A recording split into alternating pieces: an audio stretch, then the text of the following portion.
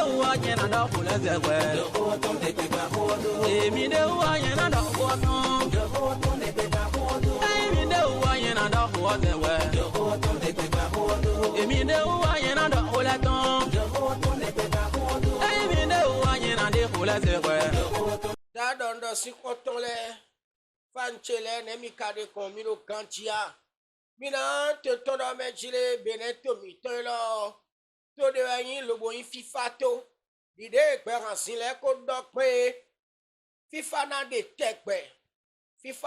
tekpe do mina tondo me jile azanvi atoyelo le wa idion to kan koko soglo ibajo na to kan yoyo sisi je a Patrice Talon bon mi do bravo boda jama chi onu ye lendemain to ay khotongbe tolo leo bina tundo mejile to ka koko ya ibonio e ba jono to kan mi ton sisi je a Patrice Talon e blodo do mejile nusunda ko kede aton we hu ede to klodo kwa menu nu kon yi to ton no mo katon e do tantan me bon mi benefile o mi do na acclamer lo na applaudir chobonum kana pe kanto nu wanu mi confite o yemewe leton ya iboni poto si je a Patrice Talon pour me donner les conseils utiles. Et à nouveau, je vous dis merci pour ça. Et je veux dire combien c'est utile ce genre d'échange. J'ai rencontré il y a quelques jours avant vous le président Soglo. Nous avons eu les mêmes échanges dans une ambiance très conviviale, très fraternelle. J'ai rencontré les anciens présidents de l'Assemblée nationale, y compris celui qui est en exercice, pour échanger également sur le problème de la société, la cherté de la vie, la cohésion sociale, l'insécurité, la paix politique, et avec tout ce que ça comporte. Et je me fais vraiment ce devoir et ce plaisir de changer avec vous sur ces sujets-là et me nourrir de votre expérience, de vos conseils. Et merci de rester disponible. Merci beaucoup. On a échangé et il m'a rassuré qu'il a tout enregistré et surtout qu'il marque sa disponibilité à maintenir ce dialogue permanent avec les responsables des institutions, des gens qui ont eu l'occasion déjà de gérer, de se retrouver au sommet de l'État ou bien au sommet de nos institutions, hein, de manière à ce qu'il en tienne compte dans sa vision en matière de gestion des affaires de notre pays.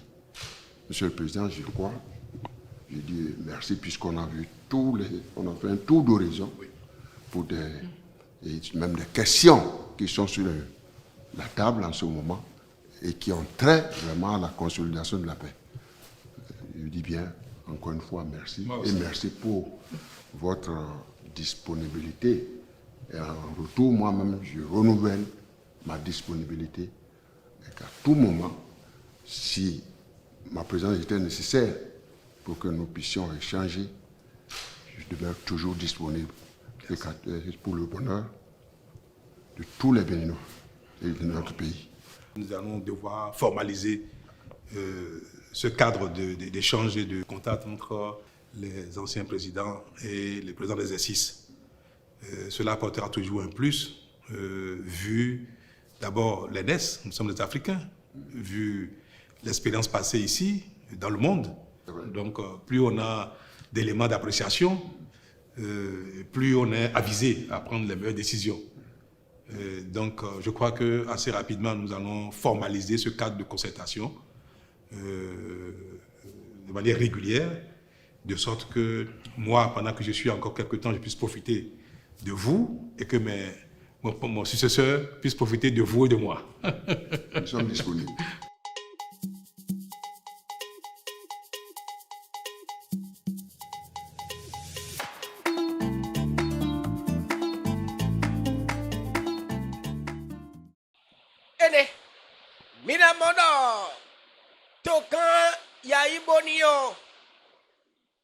Humilité précède la gloire. Les noms d'oyo et de m'aider to quand tu entends si j'ai à Patrice Talon là e kon medeze we mado a do we mado medeze we a na pe audience to kan ho tono unjo na yiwe ya. Ça veut dire que et l'homme do medeze we bo yete kon bo pe re we wa die mina to pe do kworo to o me a Bessie Sud ouest est kaka soy ouest o mi do na no po cohésion nationale o to kan we le do koton. Bon, et hyper politique, bon, na blobo politique ou mais on et na chacho yo, yedo. Maintenant, et il wa me kon pour wa ko ah. Do e jonye fit yon na yi me kon. Bon, ko me on don mi le yo, na se pon to lo me. Ben na ton pon to lo me. Eni o ma ba do ye me wele de bu kon. We bande yo, wi e do ko nu ye de le ko. Hein? Yeni bloquonji, c'est ce que je veux. Et donc, tokan kokwa bien de tokan yo yo. Eni ne. Bo bloquonji bo se koton dide. Tokan si je a partir dans de suko doro. Nou mi kosi fia me na jeku do mi to yo. Mi na do pe so bona dalo bona ne conseil. Conseil me koton me koblo no ko si conseil yo. E no ponte ku me ma bloquon e je bo mi le su mi tumbo ko do. Do, yé prisonnier politique ou bolo kan yo. Est-ce que Soglo a ton yo? Est-ce que qu'a plaidé pour Ricky Akpodo Joël ou quoi? Kokambio. De ya iboni kawa ton yo. Et qu'a plaidé nous à Javon. Genotea. Yé do pekpe le yo. Est-ce que ko e kadole yo? Et kate kon le bo savon ou tokan si jaka Patrice Talon pon wewe lo poto wi menu ye me de bo lo kan ole yo eni pon wewe bo poto wi men mi kado ko ya panele ko ya don tun mi on se connaît ayi tovi bo yin lo yin tovi tun mi de le e mi wa e kuzu panu ko gan la o. Et ici, à Patrice Talon, yo mi sono aucun. To vile ton ami no j'ai négociation mi de le ton bloji. Le na pombo j'ai contrat de yiji, kabi de na pombo nous le na j'ai le et no j'ai canton oji. Mi ma aucun mi de sous non ton leo. Mi aucun. Bon nous le mi kodak mono pe fafanatin. Bon, mais j'ai sende mele rena sokwe keye boy na leko akwe bwa wa tuozo yo. We mi na blone. Bon, si je ka Patrice Talon to kan to lo ton mi me to bile bi ku ka ze nu ku mi to do honli nu. Bo van nu ku mi to do tebo na poe. Do ene papa Soglo ne wane, papa ya iboni ne wane. 10 ans après rencontre de ton couteau. Décision de télé à ka prendre. Ouais so que me de télé a blo. Grâce à Télénablo Adéo, nous devons nous poser la question. Nous devons nous poser la question. Bonadodo mejile, nous do poke de minablo, et waido. Et masse quoi qu'on todio, mais bon, nous étons qu'on todio, mais oh, c'est important. Ni se quoi soboto wana. Et soboto wana, et boisson weko, et ne ya iboni do komito warene. Et bloa son reconnaît passe au gros comité ane mede le do kan ko be politique ou tout mi quelqu'un bo jo me le to e do votu ma dossier no kwasia mi re mi akpon wewe bo podo wi menu aja fon le o jenotele bo kana avertir do o un so we ko ke mi we so bo mi na wa to me lo na le akuzu panu ko mi amen. Et ni kuzu panu komio na le font dossier koko bora montembo nu yelo mo wao ye ni ma do mi na renwe akoblo le gbleo nka tun do le achavondo ke nu ren gle to eni ode ina na pa bo mi ate kombo na blodo kode lewe mi do kakakaka bo mi do comprend mi de le bo me dio to je me dio ji bo mi do je me dio ji bo di sa kon to ko me kaka ba sin po wa imi treton. No ma wono so kan ko lo le formalité pon we bo mi gbeto le no y voter ma wono do me lo na du kan. Dieu vous a choisi d'être le président de la République Et nous avons plein droit de vous respecter et de vous dire ce qui ne va pas dans le pays. Et nous avons mis des oiseaux. Bon, d'un délai, tu as mis le coup corrigé, ouais, bon, le bibeloto, ouais. Il y a un bien dans les rencontres où il y a à Zanvi, mais il y a beaucoup de motions.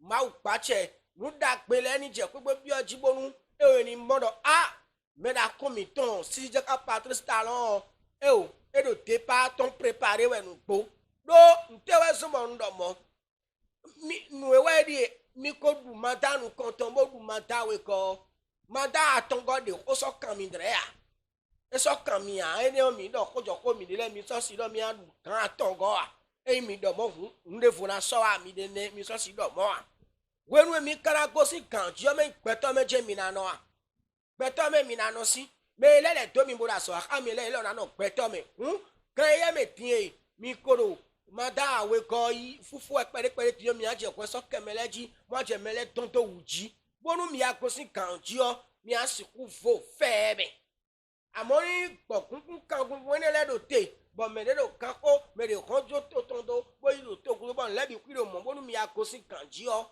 et dans veille perdre donc nous en veille ouais non a che mi do podo nous mi do ti po hon ro mi si ti po finele ko mi ko si kan je mi so do hon mo nkoton a wo ni maka so do hon mo nkoton a yo ni ma mo do me chile me mi wa no abe venale yo e re na do mi aja koton su mi ji e mi ka ya comprendre din bo kan ye do po dide to kan ya ibo ni bi ope dide e soglo bi egun bo mi ya ko mi report bo joko koko le to we me de ko wa bo mi jobi to tiyan mo do le de mi do ko mi do mi fo mandat mi ton vous avez bien dit monsieur le président que mi faut 2 mandats mi ton le o le to vile na zemi da kale bo kun le we le ko ne we na yo mi lo apon no ni kan yo da apon no we ba mi de ne yo yen do fit yen nu ndukan ndu to gan pere bo nu ntun lo na blo mandat we o me na to choki mo na du manda we ale yo me ne le han na be do fi le kwe bo na du manda che we go fu o na do ya ndejo mi ku mi awa yen ton ne amo mi tre lo mo mi do tadagbe o kan lo me ti o mi kan mi na che le pere cho to ji bo na che ko do ji mi mo bo e na vivi do ndo po ke ba to vi le de yo mado do mi me no se video so se de be no pon le yo ndo po ge ba to vile de ro mi gan mi tun ame mado a ndo mi bo kakpon le mai mo aji ye bana mo mi tre to kan to tun podo Sébastien Germain a javon po bo mi na lo mi de le dide mi blo ko ya ibo ni e no ba to vile de ne c'est ce qui tient à cœur de la population. Mais moi, l'idée, il y a une bonne idée mitre, nous rien mais caca après tout, nous en c'est ce que la population, le peuple veut de vous, et je sais que vous allez le faire. Donc, et je ne vous apprends rien, vous comprenez très bien. Quand je vous dis quoi, rappelle nous flimi wendi. Quand bien mi dans le métier, on a c'est madawa. Et nous voulons me ganda ceci, pesi, bossi. Mais derrière le bâtiment, atindo, atingodo, et non so. Bon, nous voulons péter Canada ceci. Comme tout. Mina il est de 94, 85, 37, 90. Bon, on sait que mina don we mi kwero, permito le mina don ni bena kejepon. As your talk where they are not where they are, as if where they are automedio, and I bosina, but not jet jolo coco. Bo one, bo mo que, bo in mede, do I don't know why bona say Joe to an one. Many one zero could do attend one, I'm a quebo one day now. Mauni no quacodo beneto mi tonko, bocon to no culedo po. Come in cuche un way, no, we saw John Jadai, or avenue on the situate town. Tu as de l'avenir, boing leader. Et ya kakao ko de bro comme fibe commando kwa ina do ko le bigbo ele ko atoto me o kakao na level bedido merci beaucoup bonu ma oni no pok atomi ton